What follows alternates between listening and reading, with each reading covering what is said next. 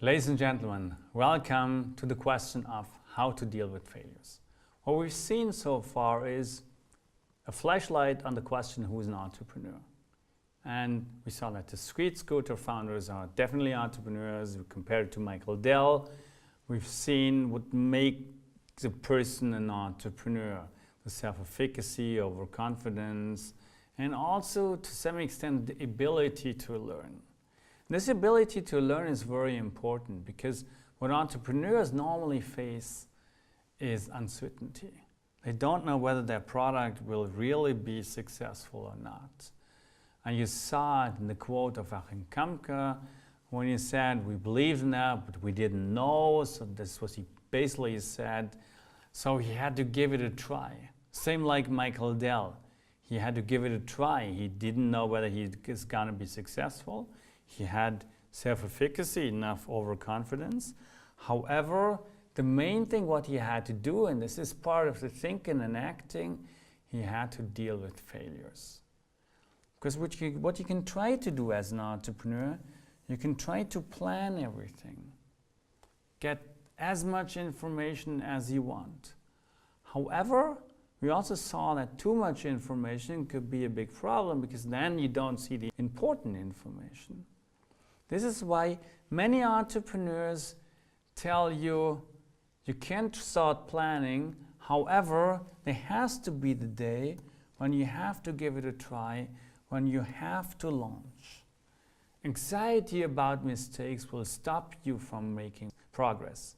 So if you're anxious, if you don't want to give it a try, if you don't want to start, you will never be successful. So first of all, why are failures important? Because they can create an extraordinary change.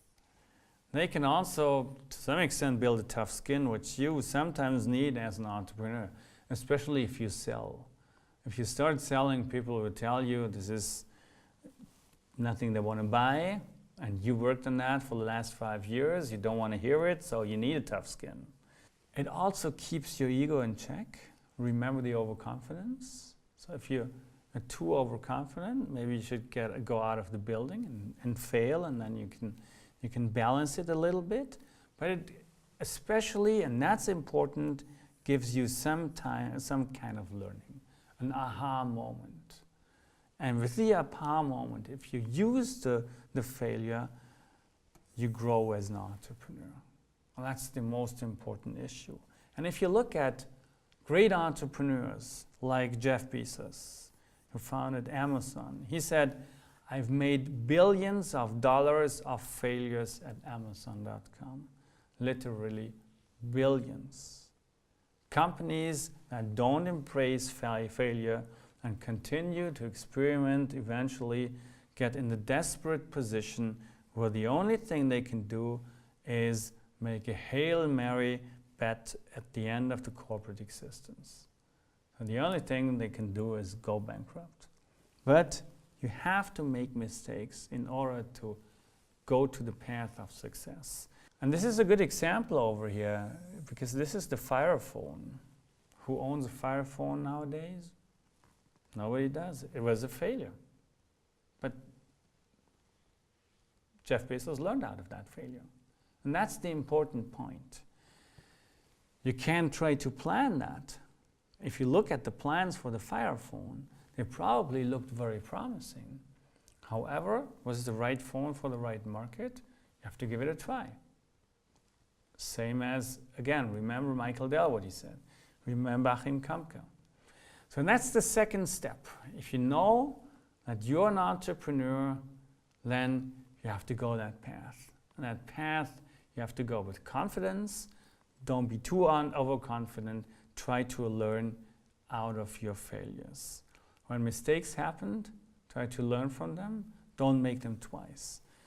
Because how do you do that? Well, you do look more closely into the dimensions of mistakes. You try to understand where you can make the mistakes, and then, and we can see that later on, you have to capture your learning.